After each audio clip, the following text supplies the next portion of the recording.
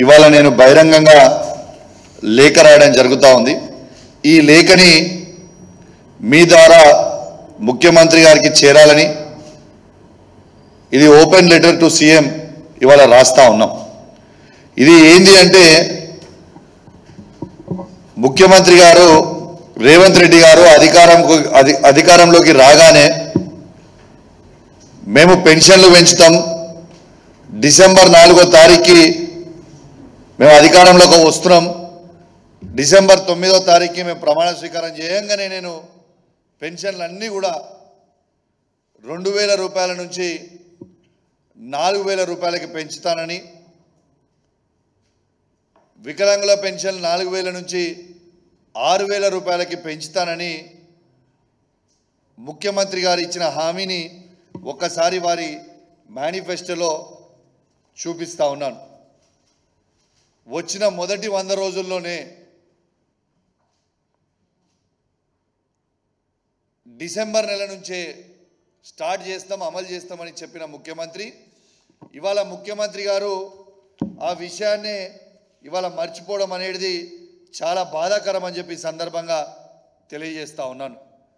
ఇవాళ తర్వాత ఇంకేమని చెప్పిండు, ఇవాళ కేసీఆర్ గారు కేవలం కుటుంబానికి ఒక్కరికి మాత్రమే పెన్షన్ ఇస్తుర్రు, మేము అవ్వకిస్తాము తాతకిస్తాము ఇంటికి 2 పెన్షన్లు ఇస్తామని చెప్పిన ముఖ్యమంత్రి గారు ఇవాళ ఎందుకు మర్చిపోయినని నేను అడుగుతా ఉన్నాను. ఇవాళ ముఖ్యమంత్రి రేవంత్ రెడ్డి గారు 2000ని 4000కి చేసే దేవునికి ఎరగ కానీ ఆ ఇచ్చే 2000 కూడా ఎగగొడతా ఉన్నాడు. ఇలా వాళ్ళు వచ్చి 6 నెలలు అవుతా ఉంది. ఈ 6 నెలల్లో 3 నెలల పెన్షన్ ఎగరగొడతారని ఎవరైనా? ఇలా 3 నెలల పెన్షన్ ఇలా ఎగరగొట్టిండు రేవంత్ రెడ్డి గారు. ఇలా వచ్చిన డిసెంబర్ నెల పెన్షన్ ఎగరగొట్టిండు, మొన్న ఏప్రిల్ అండ్ మే నెల పెన్షన్ ఎగరగొట్టిండు. ఇది నిజం కాదా? అయ్యా రేవంత్ రెడ్డి గారు, ఈ పెన్షన్ల మీద ఆధారపడి ఉన్న అవ్వాతాతలని లక్షలాది మందిని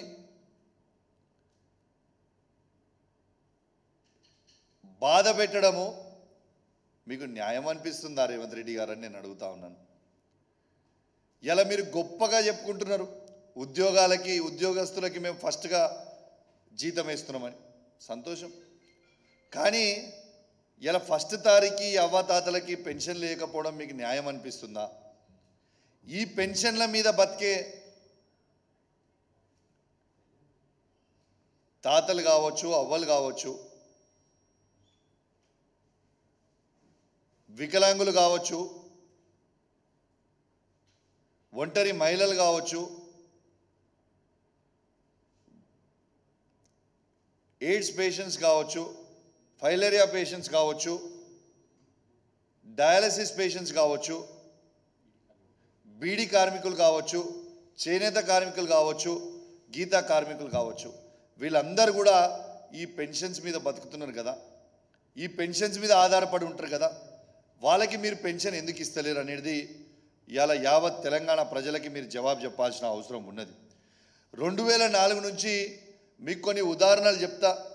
కాంగ్రెస్ ఉన్నప్పుడు ఎట్లుండే, కేసీఆర్ గారు ముఖ్యమంత్రి ఉన్న తర్వాత ఈ తాతల అవ్వల కోసం ఎంత చేసినాం అనేది ఇలా స్పష్టంగా మీడియా ద్వారా యావత్ తెలంగాణ ప్రజలందరికీ కూడా తెలిసేలాగా ఇవాళ చెప్తా అని చెప్పి సందర్భంగా తెలియజేస్తా ఉన్నాను.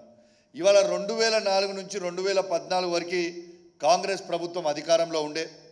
ఈ కాంగ్రెస్ పార్టీ అధికారంలో ఉన్నప్పుడు కేవలం పెన్షన్ 200 రూపాయలు మాత్రమే ఉండే. ఆ 200 రూపాయల పెన్షన్ కేవలం తెలంగాణలో వీళ్ళు ఇచ్చే పెన్షన్, తెలంగాణ ప్రాంతానికి ఆ రోజు ఇచ్చే పెన్షన్ 29,21,828 మందికి వీళ్ళు పెన్షన్ ఇచ్చేది. అంటే కేవలం వీళ్ళ బడ్జెట్ 10 సంవత్సరాల 5,558 కోట్లు మాత్రమే ఉండే. కానీ కేసీఆర్ గారు వచ్చిన తర్వాత మాటిచ్చినట్టు 2014 నుంచి 2023 వరకు కేసీఆర్ గారు ఫస్ట్ రాగానే ఈ 200 రూపాయల పెన్షన్ని 1116 రూపాయలు చేసిండ్రు. మళ్ళా సెకండ్ టర్మ్ గెలిచిన తర్వాత ఆ 1116 రూపాయలని 2116 రూపాయలు కేసీఆర్ గారు చేసింది కూడా మీ అందరికి కూడా గుర్తు చేస్తా ఉన్నాను.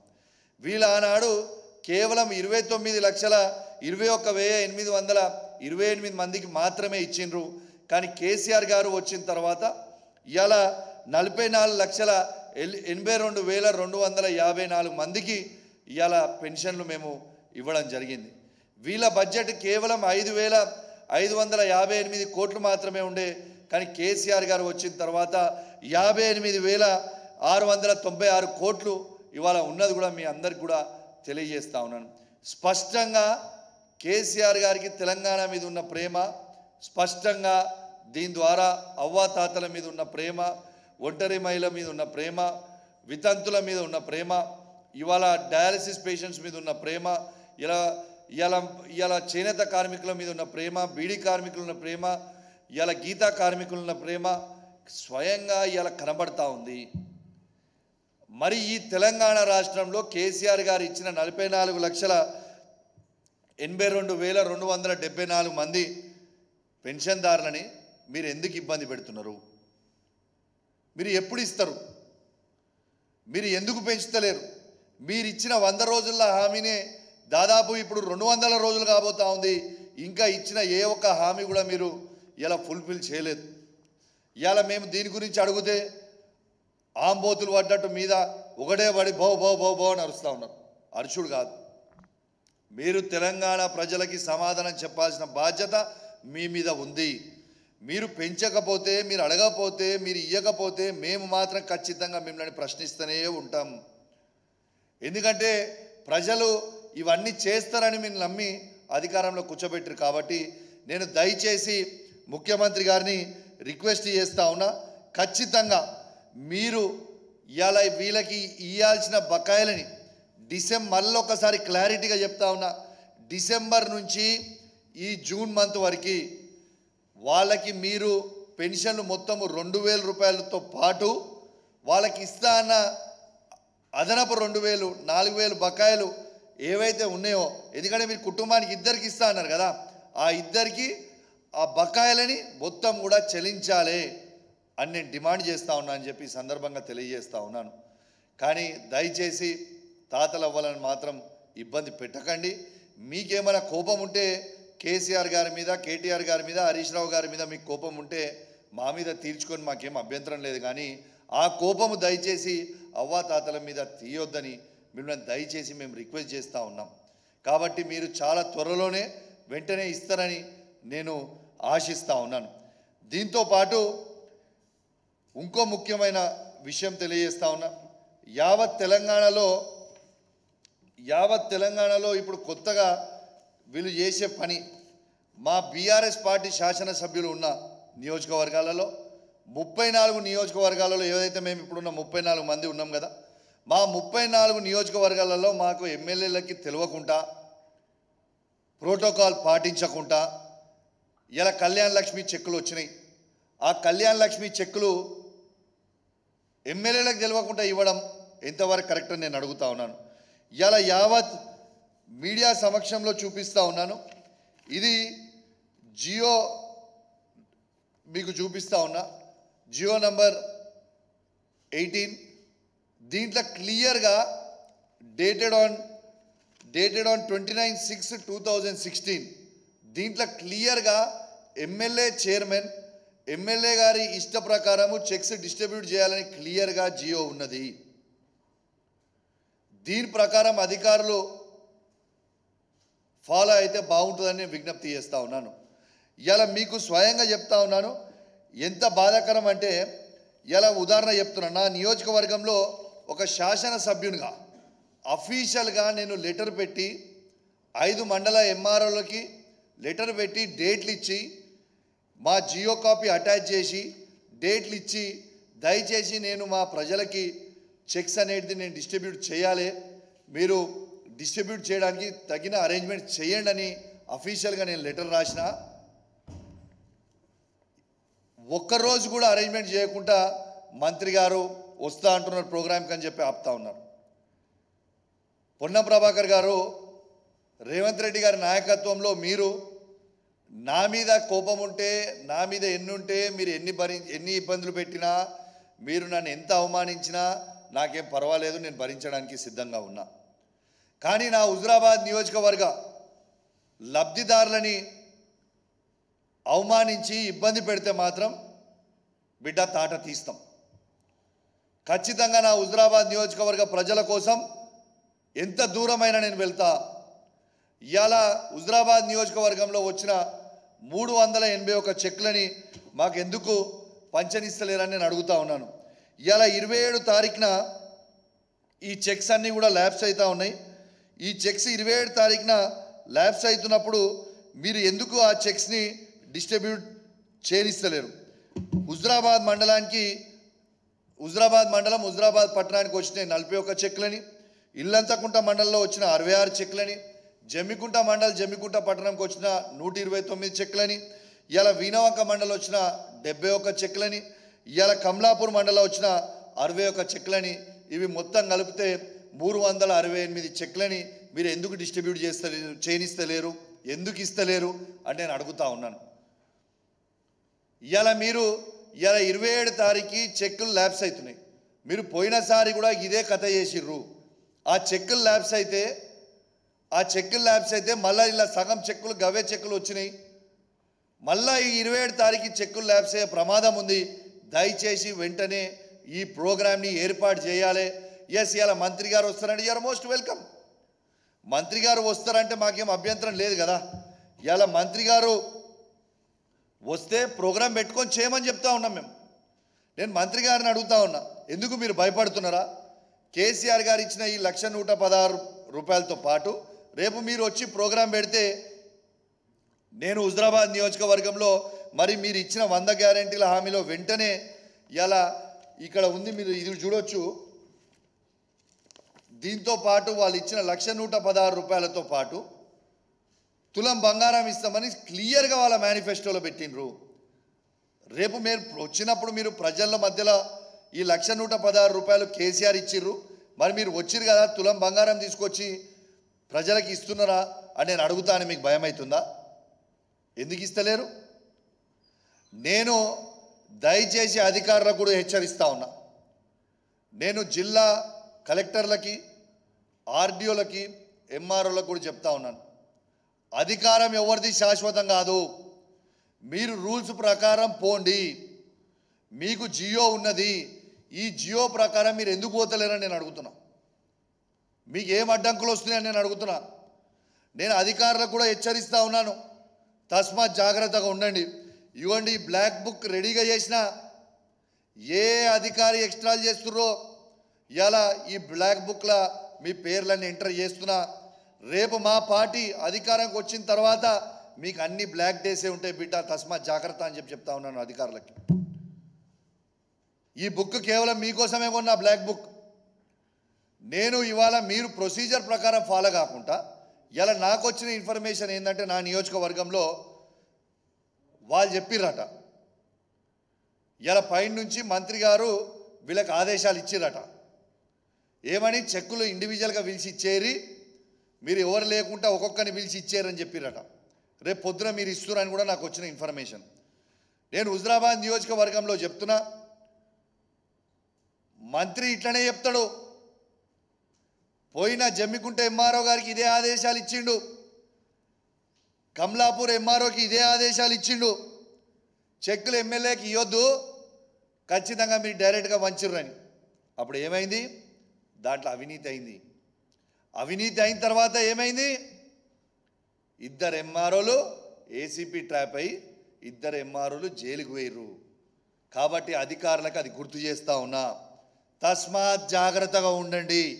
అఫీషియల్గా చేసే ప్రోగ్రాం ఇలా ఇతర పక్కన నియోజకవర్గాలు ఉన్న మానకొండూరులో ఎమ్మెల్యే గారు ఇచ్చుకుంటారు, హుస్నాబాద్లో ఎమ్మెల్యే గారు ఇచ్చుకుంటారు, ఇలా చొప్పదండిలో ఎమ్మెల్యే గారు ఇచ్చుకుంటారు, వేములవాడలో ఎమ్మెల్యే గారు ఇచ్చుకుంటారు. అరే, మా దగ్గర ఉన్న బీఆర్ఎస్ పార్టీ ఎమ్మెల్యేలు ఉన్న కాడ మేము ఎందుకు ఇవ్వద్దు? మీకు ప్రజలు ఓట్లేసి గెలిచిర్రు, మేము కూడా ప్రజలు ఓట్లేస్తేనే గెలిచినాం కదా. దానికి మీరు మాకు ఇవ్వకపోవడానికి అధికారం మీకు ఎక్కడ ఉన్నది? What right does a minister have to stop నేను అడుగుతున్నా. నేనైతే అధికారులకు క్లియర్గా చెప్తున్నా, నేను అఫీషియల్గా మీ దగ్గర రిసీవ్డ్ కాపీస్ తీసుకున్నా. మీరు ప్రోగ్రాం పెట్టకుండా మీరు చెక్కులు పంచేసే ప్రయత్నం చేస్తే మేము హైకోర్టుకు పోతాం, మేము పిటిషన్ వేస్తాం. ఖచ్చితంగా మీ అందరినీ మేము రేపు పార్టీ చేసి కలెక్టర్ గారిని, ఆర్డీఓ గారిని, అందరు ఎంఆర్ఓని పార్టీ చేసి హైకోర్టులో పిటిషన్ వేస్తాం. రేపు మీరు ఇబ్బందుల పాల్పడతారు కాబట్టి మీరు యాజ్ పర్ ప్రొసీజర్ మీరు పోతే అద్భుతంగా ఉంటుంది. ప్రొసీజర్ ప్రకారం పోకపోతే మీరు ఖచ్చితంగా ఇబ్బంది పడే ప్రమాదం ఉంటుంది. కాబట్టి నేను దయచేసి మళ్ళొక్కసారి మిమ్మల్ని హెచ్చరిస్తూ ఉన్నాను. నిన్న నేను ప్రత్యేకంగా మా హుజురాబాద్ నియోజకవర్గం నుంచి నేను శాసనసభ్యునిగా ఉన్నా కాబట్టి హుజురాబాద్ నియోజకవర్గంలో ఉన్న ఆర్డీఓ గారికి, హుజురాబాద్ నియోజకవర్గంలో ఉన్న 5 మండలాల ఎంఆర్ఓ గారికి, 2 కమిషనర్లకు కూడా చెప్తా ఉన్నాను. మీరు నన్ను రిక్వెస్ట్ చేసిర్రు, సార్ దయచేసి మీరు మాకు అఫీషియల్గా లెటర్ ఇచ్చిండ్రు, మేము ప్రోగ్రామ్ ఆర్గనైజ్ చేస్తాం, మంత్రి గారు డేటు ఇస్తారంటే నేను గౌరవించిన. మీ మాట మీద గౌరవించి నేను ఆగిన. ఇలా మంత్రి గారిని రమ్మనండి, డేట్ పెట్టి ప్రోగ్రాం పెట్టి చేయమని చెప్పండి. మంత్రి గారికి వీలు కాకపోతే ఎమ్మెల్యేగా మేము ఉన్నాం, మా ఎంపీపీలు ఉన్నారు, మా జెడ్పీటీసీలు ఉన్నారు, మా మున్సిపల్ చైర్మన్ ఉన్నారు, మా కౌన్సిలర్ ఇంకా ఉన్నారు, వాళ్ళ టర్మ్ మొత్తం ఉన్నది, మేము అందరం కలిసి ఇస్తాం.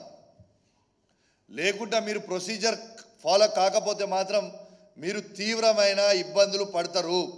ఎందుకంటే ఇలా ఎంత అన్యాయమో మళ్ళొక్కసారి మీకు ప్రభాకర్ గారు ఎంఆర్ఓ గారికి ఇచ్చిన ఆడియో రికార్డ్ని ఒక్కసారి మీకు వినిపిస్తా. ఒక్కసారి మీ ద్వారా యావత్ తెలంగాణ ప్రజలు మొత్తం కూడా చూడాలని నేను విజ్ఞప్తి చేస్తున్నా. ఒక్కసారి మీరు ఇది కూడా వినిపిస్తా. 1 మినిట్ ఈ ఆడియో తీస్తున్నా, ఒక్క నిమిషంలో మీకు ఈ ఆడియో కూడా వినిపిస్తాను. ప్రభాకర్ గారు స్వయంగా ఒక మంత్రిగా ఉండి ప్రమాణం ఏమని చేస్తారండి?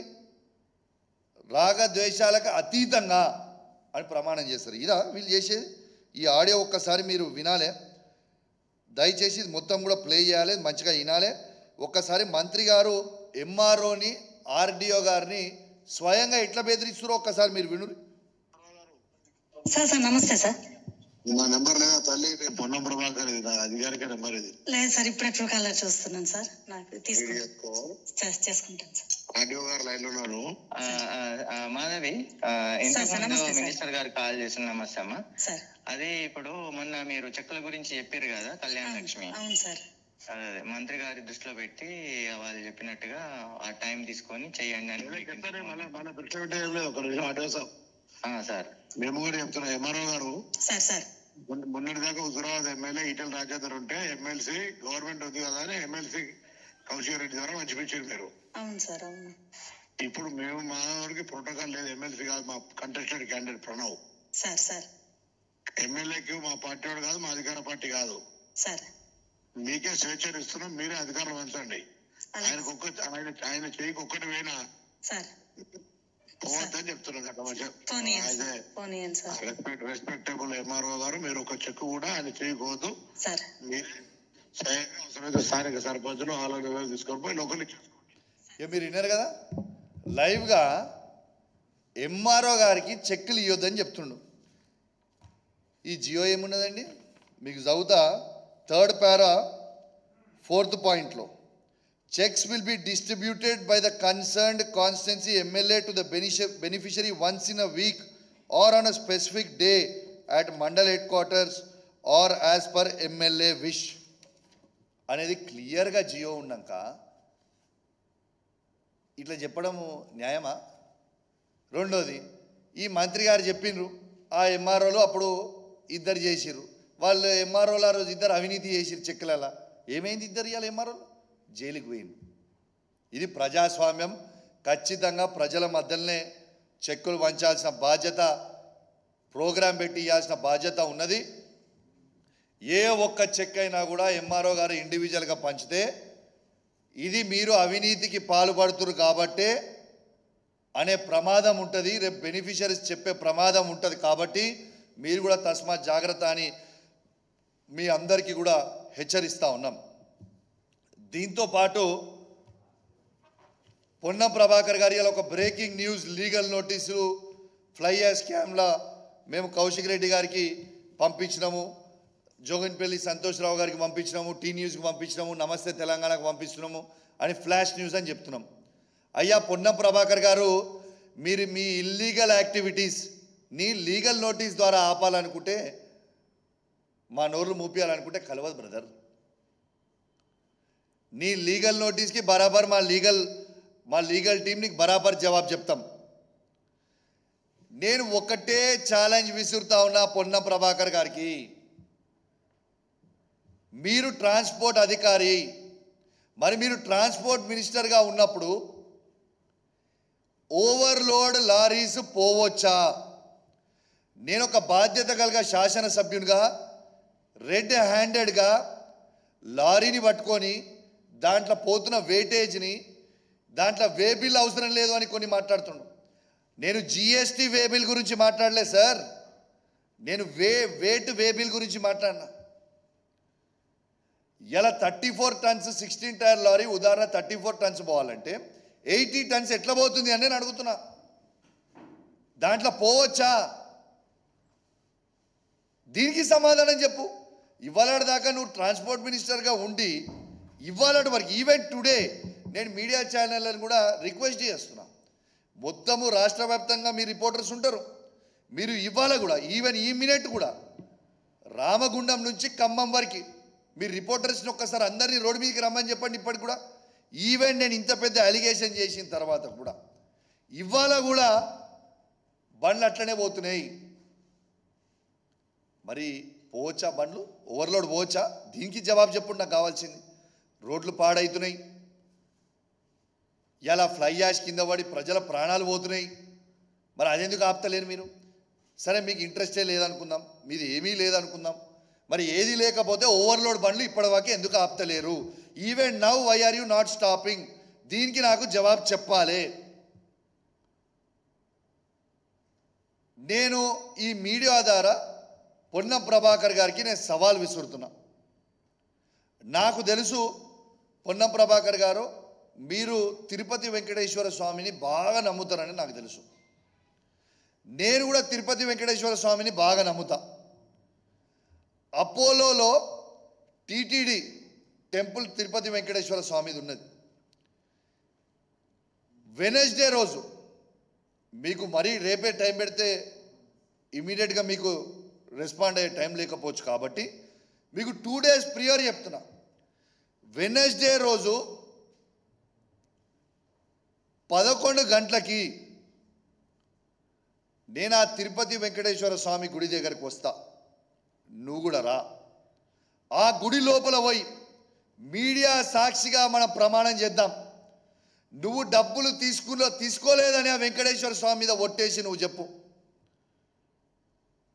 ఆ తిరుపతి వెంకటేశ్వర స్వామి మీద నువ్వు ఒట్టేసి చెప్పు. నేను బహిరంగంగా నీకు క్షమాపణ చెప్పడానికి సిద్ధంగా ఉన్నా, లేకుంటే నీ మొక్కు భూమికి నువ్వు రాస్తావా చెప్పు, దానికి జవాబు చెప్పు. ఇప్పటికి కూడా చెప్తున్నా నువ్వు ఆ స్కామ్లో ఉన్నావు, ఫ్లై యాష్ స్కామ్ అని ఓవర్లోడ్ చేస్తున్నా. నేను చెప్తున్నా వెనస్డే రోజు 11 గంటలకి మొత్తం మీడియాని నేనే ఆర్గనైజ్ చేస్తా. అక్కడికి మీరు రాండి, మంత్రిగా మీరు రాండి, ఎమ్మెల్యేగా నేను వస్తా. ఇద్దరం కలిసి ఆడ ప్రమాణం చేద్దాం.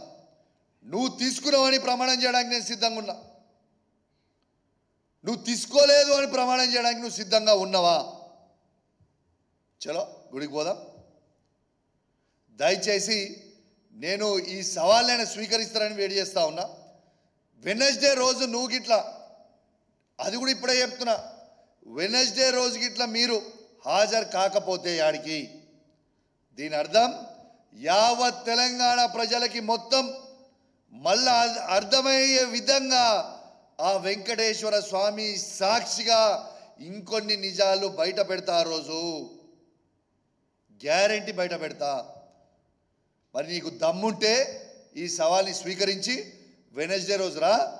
వెనస్డే రోజు 11 AM ఆ టీటీడీ తిరుపతి వెంకటేశ్వర స్వామి అపోలో టెంపుల్లో మన ఇద్దరం కలుసుకుందాం. నీ ప్రమాణం చెల్తుందా, నా ప్రమాణం చెల్తుందా, యావత్ తెలంగాణ ప్రజలు చూసేలాగా మనం చూసుకుందామని చెప్పి ఈ సందర్భంగా తెలియజేస్తూ, దీంతో పాటు ఇంకొందరు మాట్లాడుతున్నారు. ఏమని మాట్లాడుతున్నా? బీఆర్ఎస్ పార్టీ ఎమ్మెల్యేలు అందరూ పోతారు, పార్టీ మూసుకపోతుంది. అరే, చెప్పేటోనికి సిగ్గున్నదా? వినేటోనికి చెప్పడానికి సిగ్గున్నదా? లేకుంటే అసలు మీకు సిగ్గు, శరము, లజ్జా, మానం ఉన్నదా అని నేను అడుగుతున్నా. ఇలా బీఆర్ఎస్ పార్టీ పోయిన 4 దొంగలు పోతే పోయిర్రు.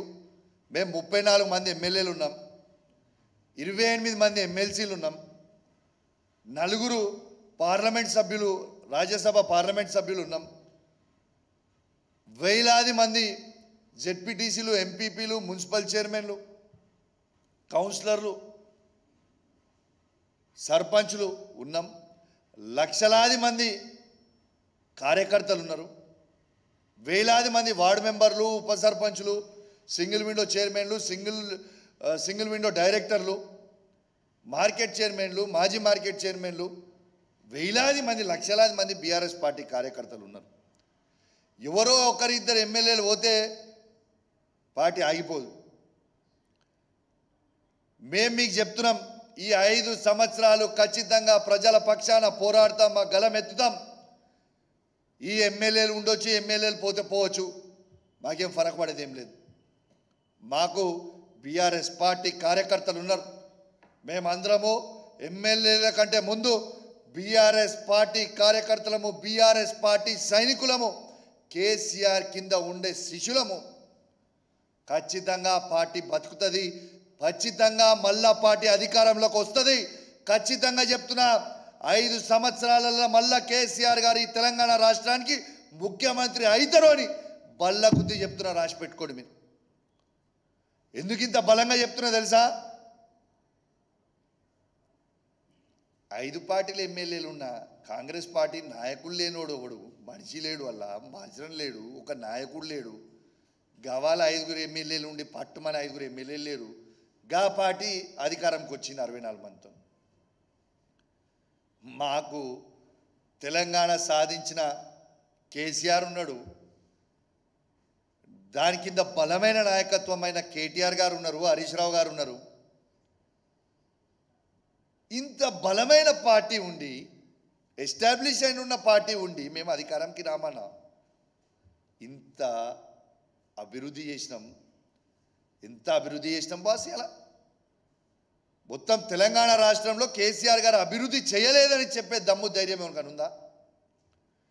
ఈ 10 సంవత్సరాల ఛాలెంజ్, ఇది కూడా ఛాలెంజ్ ఇస్తున్నా. ఈ 10 సంవత్సరాలల్లా ఇది కూడా ఛాలెంజ్గా చెప్తున్నా. కేసీఆర్ గారి కంటే ఎక్కువ అభివృద్ధి చేసిన రాష్ట్రాన్ని ఈ భారతదేశంలో ఏ కాంగ్రెస్ పార్టీ పరిపాలిస్తున్న రాష్ట్రం కానివ్వండి, లేకుంటే బీజేపీ పరిపాలిస్తున్న రాష్ట్రం కానివ్వండి, కేసీఆర్ గారి కంటే ఎక్కువ అభివృద్ధి చేసిందని చూపించే ధైర్యం ఎవరికైనా ఉన్నదా అని నేను అడుగుతా ఉన్నా. ఇంకోటి కూడా చెప్తున్నా బ్రదర్, అది మా ఎమ్మెల్యేలే అనుకోర్రి, పోయినోళ్ళే అనుకోర్రి. ఎవరైతే ఇవాళ కేసీఆర్ గారిని మోసం చేస్తున్న ఎమ్మెల్యేలు కావచ్చు, ఎవరైనా కావచ్చు, బిడ్డ ఎవరిని ఇచ్చిపెట్టాం. రేపు అధికారానికి వచ్చినాక గుర్తుపెట్టుకోర్రి. మీ లొసుకులు మాకు కూడా తెలుసు. మళ్ళీ మీరు కేసీఆర్ గారి దగ్గరకు వచ్చో, కేటీఆర్ గారి దగ్గరకు వచ్చో, హరీష్ రావు గారి దగ్గరకు వచ్చో, కాలు పట్టుకున్నా, ఏళ్ళు పట్టుకున్నా, లబో దిబో ఏడిచినా పార్టీలకు రానియం. గుర్తుపెట్టుకోర్రి. ఇంతకు ముందున్న కేసీఆర్ గారు ఇప్పుడు ఉండరు. ఎటు పరిస్థితిలో ఎవరిని కూడా వదిలిపెట్టాం. మీ లొసుకులని మాకు కూడా తెలుసు. ఇప్పుడు మీరు అధికార పార్టీలో పోగానే మీ లొసుకులని మూసుకుంటే అని మీరు అనుకోకుర్రి. మళ్ళా 5 ఏళ్లలో కేసీఆర్ ముఖ్యమంత్రి అవుతాడు, అప్పుడు ఉంటుందిరా స్వామి రంగా, మీకు ఉంటుంది తెలుసా? అప్పుడు మీకు సమ్మ ఉంటుంది. అప్పుడు మీరు చూడురు ఏముంటుందో. కానీ బిడ్డ 5 ఏళ్ల వరకు ఎంజాయ్ చేస్తారు కావచ్చు, 5 ఏళ్ల తర్వాత మీకు ఉంటుంది చూడు స్వామి రంగా. తర్వాత చూడు ఎట్లుంటుందో మీ కథ. మీకు ఒక్కటే ఎగ్జాంపుల్ చెప్తా బాయ్. నేను పార్టీ కంటే పెద్ద ఎవరం కాదు, మీరు ఒక్కటి గుర్తుపెట్టుకోరు. నేను ఉన్న అందరు ఎమ్మెల్యేలకు కూడా చెప్తున్నా, మా బీఆర్ఎస్ పార్టీ ఎమ్మెల్యేలకి, మనం ఎవ్వరం కూడా పార్టీ కంటే పెద్ద కాదు. ఉదాహరణ మీకు చెప్తా, మా హుజరాబాద్ నియోజకవర్గం గురించే మీకు చెప్తా. ఇలా హుజరాబాద్ నియోజకవర్గంలో ఆనాడు టీఆర్ఎస్ బీఆర్ఎస్ ఆ రోజు టీఆర్ఎస్ ఉన్న పార్టీలో ఈటల రాజేందర్ గారు నంబర్ 2గా కేసీఆర్ గారి కుటుంబం తర్వాత నంబర్ 2గా వివరించిండు. పార్టీ ఇచ్చిపెట్టిపోయిండు హుజరాబాద్ నియోజకవర్గంలో. ఇలా పార్టీ ఇచ్చిపెట్టి పోతే పార్టీ బతకలేదా? ఇలా తిరిగి మళ్ళా బీఆర్ఎస్ పార్టీ జెండా ఎగిరేయలేదా? కాబట్టి పార్టీ లేనిది మనం ఎవ్వరం లేం. మనకు మనం ఎక్కువ ఊహించుకుంటే బొక్క బోర్ల పడతాం. గుర్తుపెట్టుకోరు, ఈటల రాజేందర్ గారు పడ్డట్టు బొక్క బోర్ల మనం కూడా బొక్క బోర్ల పడతాం. కాబట్టి తస్మాత్ జాగ్రత్తగా ఉండుర్రి. పార్టీ కంటే పెద్ద ఎవ్వరం కాదు. ఇవాళ మన అందరం కూడా కేసీఆర్ గారి పుణ్యాన, కేసీఆర్ గారి బొమ్మ మీద, కేసీఆర్ గారు చేసిన అభివృద్ధి మీదనే మన అందరం కూడా గెలిచినాం. ఎవ్వరు కూడా మర్చిపోకండి అది. కాబట్టి ఈ కష్టకాలంలో ఎమ్మెల్యేలుగా మన అందరం కూడా కేసీఆర్ గారికి అండగా నిలుచుందాం. మన బీఆర్ఎస్ పార్టీ కార్యకర్తలకు అండగా నిలుచుందాం. మన బీఆర్ఎస్ పార్టీని కాపాడుకుందాం. మన తెలంగాణ రాష్ట్రాన్ని కాపాడుదాం. దయచేసి మళ్ళా కేసీఆర్ గారిని గద్దె మీద కుసబెడదాం.